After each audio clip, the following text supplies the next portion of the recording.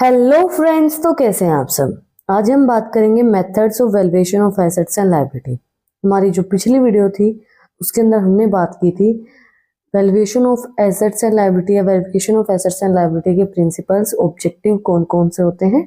तो अगर आपने वो वीडियो नहीं देखी है तो उसका जो लिंक है वो डिस्क्रिप्शन के अंदर है, पहले आप लोग जाके चेक कर सकते हैं, उसको समझिए क्या क्या चीज़ें होती हैं, ऑब्जेक्टिव्स क्या होते हैं, प्रिंसिपल्स क्या होते हैं, मीनिंग क्या होता है, वो हमने अपने पिछले पार्ट के अंदर कवर करवाया था। तो आज हम स्टार्ट करेंगे methods of valuation of assets and liability. There are the various method that are to be followed while doing the verification of assets and liability.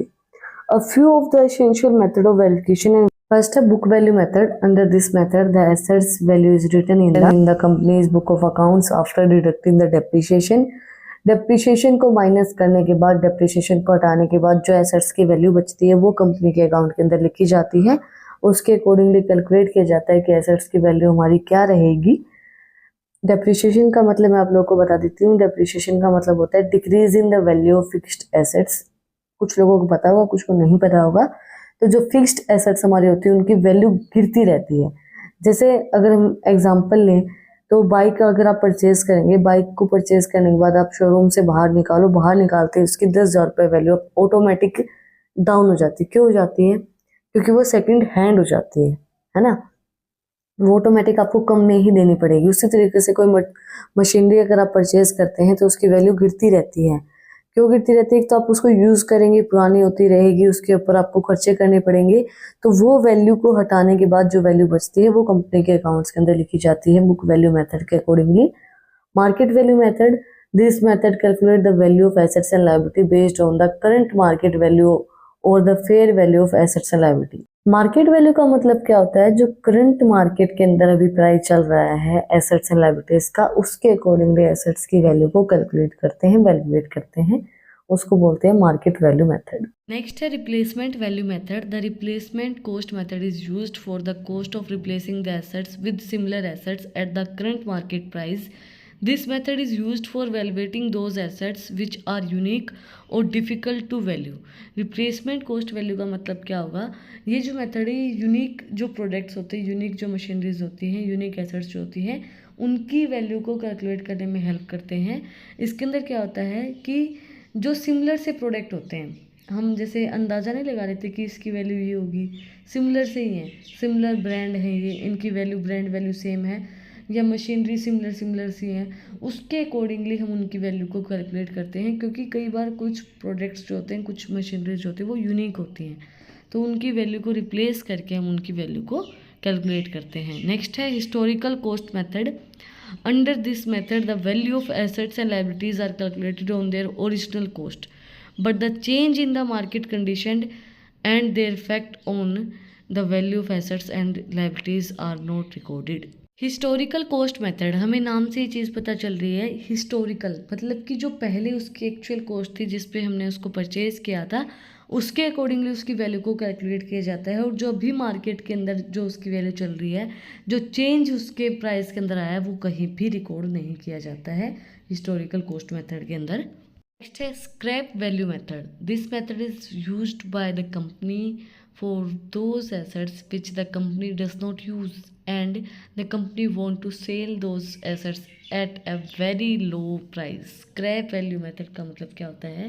Scrap का मतलब क्या होता है कि जैसे आपके कोई काम की वो मशीनरी नहीं है, अब आपके घर में कोई चीज़ ख़राब हो गई, अब वो कबाड़ हो गया, अब आपको क्या होता है कि कुछ इसके पैसे मिल जाए, मुझे इसको बेचना है ना, ऐसा ही होता है। अब अभी रिसेंट की मैं बात बताऊँ, हमारे घर में फ्रिज ख़राब हो गया। फ्रिज ख़राब होने के बाद अभी वो स्क्रैप हो गया, भाई वो ख़राब हो गया तो क्या है, तो हम उसको बेचने लग गए। तो कबाड़ी जो होते हैं वो जो भाई कबाड़ लेके जाते हैं, वो बोलते हैं कि इसको मैं 700 रुपये दूंगा। मेरी मम्मी का पहला रिएक्शन, भाई 10,000 रुपये में ख़रीदा था ये फ्रिज, 700 रुपये देगा? कहता बहन जी अभी कबाड़ हो गया है। तो स्क्रैप वैल्यू वो होती है जो आपके कोई काम की नहीं बची है, यूज़लेस हो गई है, जो फिर उसके बाद उसको बेच के आपको वो सेल करनी है। उसको सेल करने के बाद जो आपको पैसे मिलते हैं वो उसकी वैल्यू लिखी जाती है, वो स्क्रैप वैल्यू होती है। समझिए। नेक्स्ट है amortised cost method. This method is used to value the company's liability on the cost of borrowing, including the interest and the other fees over the life of the loan. This method is mainly used for valuating long-term liabilities like long-term loans and bonds etc. ये जो method है ये liabilities को बताता है, cost of borrowings आपकी जो जिसके अंदर इंक्लूड किया जाता है इंटरेस्ट और अदर फीस जो हमारी लाइफ ऑफ लोन होते हैं उसको बताने के लिए यूज़ करते हैं। मेनली ये वैल्यूएट करता है लॉन्ग टर्म लाइबिलिटीज़ को, जैसे हमारे लॉन्ग टर्म गोल्ड्स और बॉन्ड्स होते हैं। नेक्स्ट है discounted cash flow method. It is used for evaluating long term assets like investment and consider the time value of money and expected future growth. This method mainly calculated the present value of the future cash flow. Discounted cash flow method क्या होता है, ये valuate करता है long term assets को। जैसे हम investment हम कहीं पे भी करते हैं तो हमने आज इन्वेस्टमेंट की तो हम ये चीज़ कैलकुलेट करें कि आज के बाद हमें 12 साल के बाद या 10 साल के बाद हमें ये इतनी वैल्यू देगा, एक्सपेक्टेड हम ये करके चलें, फ्यूचर ग्रोथ हमारी वो हमें बताता है। मेनली हम इसको यूज़ करते हैं प्रेजेंट वैल्यू को बताने के लिए, फ्यूचर कैश फ्लो की हमारी क्या रहेगी, भाई फ्यूचर के अंदर हमारे पास इतना पैसा हो सकता है अगर हम आज इस चीज़ के अंदर इतनी इन्वेस्टमेंट करते हैं तो। अब नेक्स्ट टॉपिक हमारा आता है वेरिफिकेशन एंड वैल्यूएशन। वेरिफिकेशन का मतलब क्या होगा और वैल्यूएशन का मतलब क्या होगा। Verification of assets and liability is done for the purpose of checking the extensions ownership and acquisition of assets. Verification क्या करता है, एसेट्स एंड लायबिलिटीज़ को चेक करता है कि वो एग्जिस्टेंस के अंदर है या नहीं है, वो गलत तो कोई रिकॉर्ड नहीं दिखा रखा, मतलब वेरीफाई करते हैं ना कि जो चीज़ हमें शो की गई है वो गलत तो नहीं दिखाई गई, उसका एग्जिस्टेंस है या नहीं है। वैल्यूएशन का मतलब क्या होता है, उसकी करेक्ट वैल्यू को डिफाइन करना। Where as valuation is used for finding out the correct value of assets and liability, जो करेक्ट हमारे एसेट्स एंड लायबिलिटीज़ की वैल्यू है उसको डिफाइन करना। Verification of assets and liabilities conducted at the end of the year. Verification of जो है assets और liability का वो साल के आखिरी में कैलकुलेट किया जाता है। और valuation of assets is done through out the year, और जो वैल्यूएशन होता है एसेट्स का वो थ्रू आउट द ईयर मतलब सारे साल चलता ही रहता है। नेक्स्ट है verification is performed by the auditor of the company. Verification जो है वो कंपनी के ऑडिटर के द्वारा परफॉर्म किया जाता है, ऑडिटर परफॉर्म करता है, ऑडिटर वेरीफाई करता है एसेट्स को। वैल्यूएशन जो है valuation is done by the authority in the company और बाय द बोर्ड। ये कोई भी जैसे बोर्ड ऑफ डायरेक्टर है या कंपनी के अंदर कोई भी अथॉरिटी है, मैनेजर है या एचआर है, वो परफॉर्म कर सकता है वैल्यूएशन, या फिर बोर्ड परफॉर्म करता है।